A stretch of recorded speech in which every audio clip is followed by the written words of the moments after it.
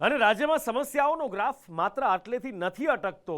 નકલી તબીબોનો તો રાફડો ફાટ્યો છે ને એનાથી મોટી કઈ સમસ્યા હોય. આ બની બેઠેલા ડોક્ટરો જ્યાં દર્દીઓને ચીરી રહ્યા છે ત્યાં પાટણમાં એક ડોક્ટર તો ક્યાંય આગળ નીકળી ગયો. એણે બાળકોની તસ્કરી અને સોદા કરવાનું શરૂ કરી દીધું. જો કે દત્તકના નામે તેણે જેને બાળક વેચ્યું હતું તેણે આ કાંડ પરથી પડદો ઉઠાવી દીધો. કેવી રીતે ચાલતું હતું આ આખું નેક્સસ, આ ષડયંત્ર, હવે એ જુઓ. જેને અત્યારે તમે જોઈ રહ્યા છો એ કોઈ સામાન્ય ઠગ નથી. આ એવો ઠગ છે જે 10 પાસ છે છતાં ડોક્ટર બની બેઠો. એટલું જ નહીં, પાટણના વારાહી તાલુકાના કોરડા ગામમાં તેને હોસ્પિટલ પણ ઊભી કરી દીધી. લોકોની જિંદગી સાથે રમત રમતા આ મહાઠગનું નામ છે સુરેશ ઠાકોર. પાટણ પોલીસે જ્યારે તેની ધરપકડ કરી એ જ દરમિયાન તેના વધુ એક કાંડનો પર્દાફાશ થયો. આ નકલી ડોક્ટર લોકોની ખોટી સારવાર જ નહોતો કરતો, પણ બાળકોને વેચવાના રેકેટ સાથે પણ સંકળાયેલો છે. સાંતલપુરની નિષ્કા હોસ્પિટલમાં આ કાંડ સામે આવ્યું. એક નિસંતાન દંપતીને હોસ્પિટલમાં 1,20,000 બાળક વેચવામાં આવ્યું. બાળક અનાથ હોવાનું કહી દત્તક આપી દેવાયું. નિષ્કા હોસ્પિટલના ફાર્માસિસ્ટ નરેન્દ્ર દરજીની મદદથી સુરેશ ઠાકોરે બાળકોનો સોદો કર્યો. આ જ હોસ્પિટલના કર્મચારી અમૃત રાવળની પણ આ કૌભાંડમાં સંડોવણી સામે આવી.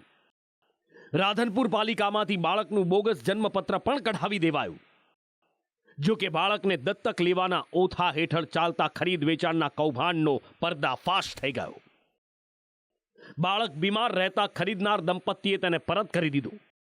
બોગસ તબીબ સુરેશ ઠાકોરે બાળક પરત તો લીધું, પણ લીધેલા પૈસા પાછા ન આપ્યા. જેને જોતા દંપતીએ પોલીસ ફરિયાદ કરી અને આ કૌભાંડ ઉઘાડું પડી ગયું. તરીકાના કાગળો બનાવી આપવાનો જે વિશ્વાસ આપેલો એ બાબતે તેણે વિશ્વાસઘાત પણ કરેલ છે. અને આ બાળકના જે જન્મના જે પ્રમાણપત્રો બનાવવાના હોય અને અન્ય જે સાધનિક કાગળો બનાવવાના એ રાધનપુરની નગરપાલિકા ખાતે આ જે ફરિયાદી છે તે અને તેમની પત્નીના નામને આ બાળકનો જન્મ થયો છે તેવા બનાવટી દસ્તાવેજો બનાવી અને ફરિયાદીએ આપેલ છે. પાટણની નિષ્કા હોસ્પિટલના ડોક્ટર દિવ્યેશ શાહે જે દાવો કર્યો તેનાથી બોગસ તબીબ સુરેશ ઠાકોરની કરમ કુંડળી વધુ ઉજાગર થઈ. કેમ કે નિષ્કા હોસ્પિટલમાં જ બીમાર બાળકની સારવાર કરવામાં આવી હતી. બાળકના માતા પિતા એલા બાળકને સાથે સુરેશભાઈ અને એમના સાથે એક બહેન આવેલા હતા. એ પછી 14 કે 15 માર્ચે આપણે આ બાળકને ડિસ્ચાર્જ કરેલું હતું. પછી 4 થી 5 દિવસ પછી આ બાળકને નીરોભાઈ દ્વારા અને એમના સાથે બેન હતા, જે આ બાળકને વોમિટિંગ થઈ, પાણી ઘટી ગયું, એટલે આ બાળકને આપણા ત્યાં આઈસીયુમાં એડમિટ રાખેલું.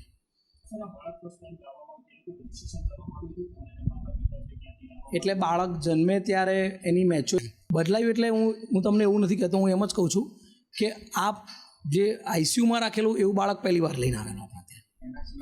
એના સિવાય ઝાડા ઉલટી, શરદી ખાંસી એવી રીતે કોઈ બાળક ક્યારેક લઈને બતાવવા આવ્યું હોય. પોલીસનું માનીએ તો સુરેશ ઠાકોરની હજી બાળકોના સોદાના ગુનામાં ધરપકડ કરવામાં નથી આવી. જો કે એવો દાવો થઈ રહ્યો છે કે બાળકો વેચવાના કૌભાંડને દબાવવા માટે કેટલાક મોટા માથા સક્રિય થયા છે. તપાસમાં પોલીસની ભૂમિકા સામે પણ સવાલ ઉઠ્યા છે. કેમ કે સુરેશ ઠાકોરની હજી માત્ર બોગસ ડોક્ટર તરીકે ધરપકડ કરાઈ છે. બીજી તરફ ફરિયાદીની અરજીમાં નિષ્કા હોસ્પિટલના ફાર્માસિસ્ટ નરેન્દ્ર દરજી અને કર્મચારી અમૃત રાવળનો ઉલ્લેખ પણ છે. અરજીમાં 3 ડોક્ટરોના પણ નામ છે, જેમાં 2 પીડિયાટ્રિક અને 1 ગાયનેક ડોક્ટર છે, જેમની સામે હજી સુધી કોઈ કાર્યવાહી નથી કરાઈ. પાટણના ધારાસભ્ય કિરીટ પટેલના દાવાથી આ કેસમાં વધુ ખળભળાટ મચી ગયો છે. ધારાસભ્યનો દાવો છે કે અહીંયા 1 નહીં 10 થી વધારે બાળકોની તસ્કરી થઈ છે. એમનો દાવો છે કે બાળકી હોય તો એના સોદા માટે 5 લાખ અને બાળક એટલે કે દીકરો હોય તો સોદાના 10 લાખ લેવામાં આવતા. જો કે સ્વાસ્થ્ય મંત્રી ઋષિકેશ પટેલે કિરીટ પટેલના દાવાને રાજકારણથી પ્રેરિત ગણાવ્યો છે. તેમણે કહ્યું છે કે તપાસ એસઓજીને સોંપાઈ છે. બાબતે અગાઉ ફરિયાદો થઈ ચૂકેલી હતી અને 1 નહીં 10 થી વધુ બાળકોની તસ્કરી થઈ હોય એવી અમને ખાનગીમાં માહિતી મળી છે.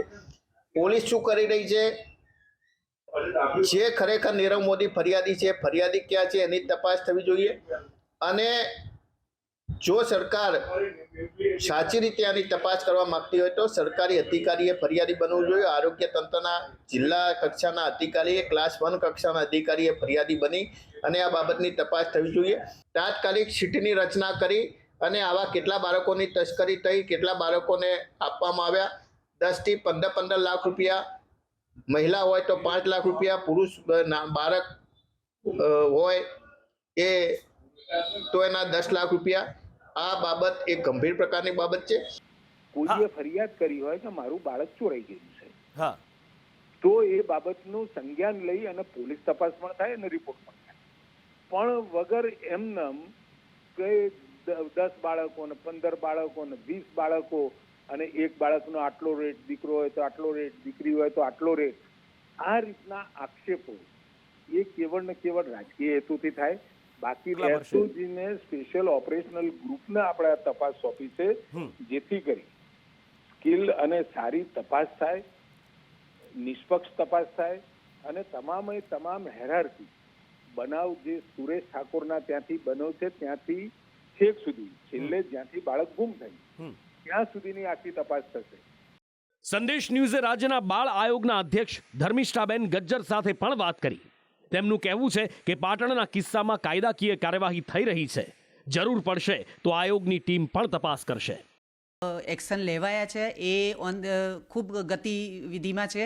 અને બીજું પણ અમે ત્યાં કલેક્ટર સાથે પણ વાત કરીએ છીએ અને એમને પણ તરત જ જે બી રિપોર્ટ હોય અમે ત્યાંથી મંગાવી અને માહિતી જાણવાનો પ્રયત્ન કરેલ છે. અને આગળ જે બી કરવાનું થશે એ અમે એના માટે બાળકો માટે અમે પ્રયત્ન કરીશું અને કંઈક સારું એનું એ થાય એના માટે અમારો પ્રયત્ન.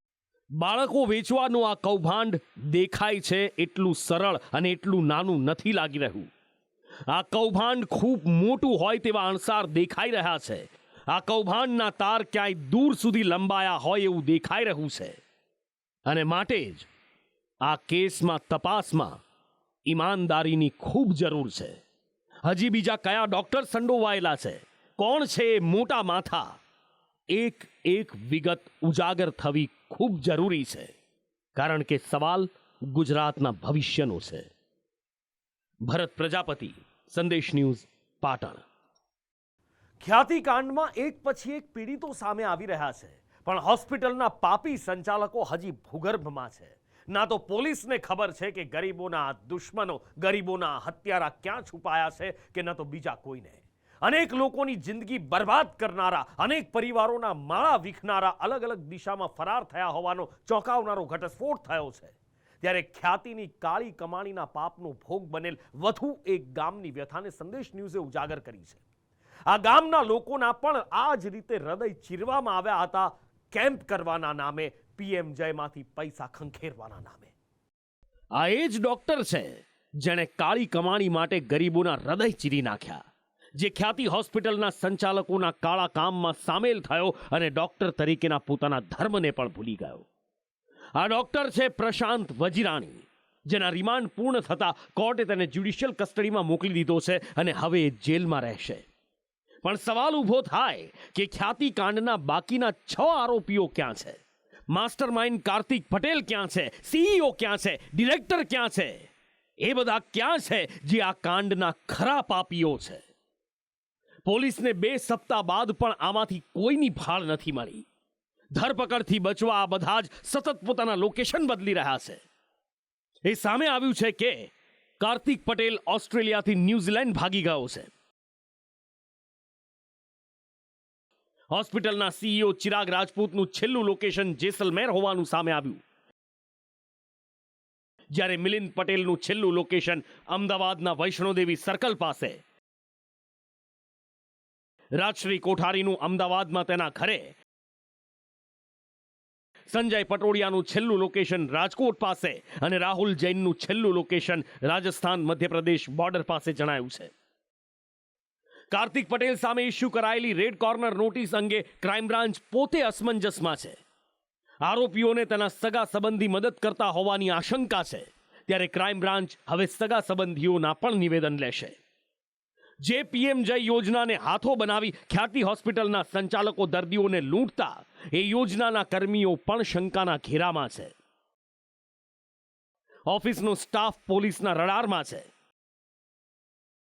પીએમજય યોજના ક્લેમ વિભાગમાં તપાસ થઈ શકે છે, કેમ કે કર્મચારીઓની સંડોવણી વિના આ કૌભાંડ શક્ય જ નથી. પીએમજય ઓફિસમાં આઉટસોર્સિંગથી ભરતી થાય છે ત્યારે યોગ્ય તપાસ કરાય તો મોટું કૌભાંડ ખુલી શકે છે. આ દરમિયાન ખ્યાતિ હોસ્પિટલના પૈસા કમાવાના ખેલનો ભોગ બનેલ વધુ પીડિતો સામે આવ્યા છે. કલોલના ધમાસણા ગામમાં પણ ખ્યાતિ હોસ્પિટલના સંચાલકોએ કેમ્પ નાખ્યો હતો. 13 ફેબ્રુઆરી 2022ના રોજ ગામમાં કેમ્પ કર્યો, જેમાં 13 લોકોને ખ્યાતિ હોસ્પિટલ લઈ જવાયા. એ દરેકને હાર્ટની તકલીફ હોવાનો દાવો કરાયો, એન્જિયોગ્રાફી કરાઈ અને પછી એન્જિયોપ્લાસ્ટી કરી દેવાઈ. જેને શ્વાસની બીમારી હતી એમને પણ હાર્ટમાં સ્ટેન્ટ મૂકી દેવાયા. જેમને શરદી તાવની તકલીફ હતી એમના પણ હૃદય ચીરી નાખ્યા. જેની સજા લોકો આજે પણ ભોગવી રહ્યા છે. મને કહે કે તમારા શ્વાસની તકલીફ બિલકુલ નથી બેન, અને તો લઈ ગયા પછી એન્જિયોગ્રાફી કર્યું એટલે કે તમારે 75% લોક્સ સ્ટેન્ડ મૂકવું પડીએ. આમાં આપણો કોઈ આ વિષય નહીં કે મૂકી દીધી એટલે અમારે તો 12 મહિને દવા ચાલુ થઈ જઈ. બીજું કોઈ તકલીફ નથી એ વખત. અને અત્યારે એ મૂક્યા પછી મારે કામ કે એવું કશું થતું નહીં ખાસ. કાકા શું કઈ લઈ ગયા હતા, તમને શું થતું હતું? અમારે બેન જો મારો કશું નતું, શરદી ને તાવ ને એવું હતું, બતાવવા ગયા હતા. તે મને હું કહે કે તમારે 75% લોક છે, પણ મેં સ્ટેન્ડ મુકાયું નહીં. કારણ કે મેં કીધું મારે મુકાવવું, પણ મારા ગેસથી ને 2 બ્લોક નળીઓ બતાવી અને એમના હાથ પગ દુખતા હતા અને કેળોનો દુખાવો હતો, એના માટે લઈ ગયા હતા. કેળો માટે અને પગ માટે, અને અમને આ કાઢી મૂકી દીધું. એટલે મેં એ કેમ કર્યું, પછી મારા મધરને લઈને આવ્યો હતો. એ તો આ મારા મધરના શ્વાસ બહુ ચડે છે સાહેબ, તો એની ઈલાજ કરાવવાનો છે. એટલે કે તમે ખ્યાતિ હોસ્પિટલમાં કેમ્પ છે આપણો, તો તમે આવજો, કાલે ગાડી મુકાશે. પછી સવારે 7 વાગે ગાડી મુકાઈ અમને ત્યાં લઈ ગયા. પછી શ્વાસમાં બી એમ કે આમને સ્ટેન્ડ મૂકવું પડશે, તકલીફ છે. હવે શ્વાસની બીમારી તે સ્ટેન્ડ મૂકી દીધું, અત્યારે એમને શ્વાસ તો ચડ જ છે. એટલું જ નહીં, જે દર્દીઓની એન્જિયોપ્લાસ્ટી કરવામાં આવી એમાંથી 2ના મૃત્યુ થઈ ગયા છે. જેમના સ્વજનોએ હોસ્પિટલમાં હોબાળો પણ કર્યો હતો, પણ તેમનું માનીએ તો પોલીસ આવી તો ખરી, પણ ફક્ત તમાશો જોવા. 12 વાગે કહું કર્યું, એમને ફોન આવ્યો એટલે પછી 1 વાગે ફરીથી ફોન આવ્યો. પછી અમે જ્યાં પછી અબારો કર્યો અમે, પણ અબાર અમે પોલીસ અમે બોલાવી હતી, પણ કોઈ કશું કરી શકી નહીં. એમણે લાશ આપી 9 વાગે રાતે, અને રાતે અમે લાશ લઈને આવ્યો. એમને કોઈ કાર્યવાહી આગળ કરી નહીં. અચ્છા, શું કીધું પોલીસ? તમને શું કીધું? બોલાયા હતા પણ એ તો કશું બોલી જ નહીં. અંદર થઈને એમને શું કર્યું એ ખબર નહીં. જ્યારે પોલીસ આવી, હોબાળો મચ્યો, તો 2 વર્ષ પહેલા કેમ પોલીસે કોઈ કાર્યવાહી ન કરી? જો 2 વર્ષ પહેલા કાર્યવાહી થઈ હોત તો કદાચ અન્ય કેટલાય લોકોના જીવ બચી ગયા હોત. ત્યારે હવે પોલીસની કામગીરી ઉપર પણ સવાલો ઉઠી રહ્યા છે કે ખ્યાતિ હોસ્પિટલે ગામોગામ કેમ કર્યા, આટલા હોબાળા થયા, ત્યાં સુધી કેમ પોલીસે કોઈ કાર્યવાહી ન કરી? કેમેરા પર્સન મનીષ વાણિયા સાથે આયુષી યાજ્ઞિક, સંદેશ ન્યૂઝ, ગાંધીનગર.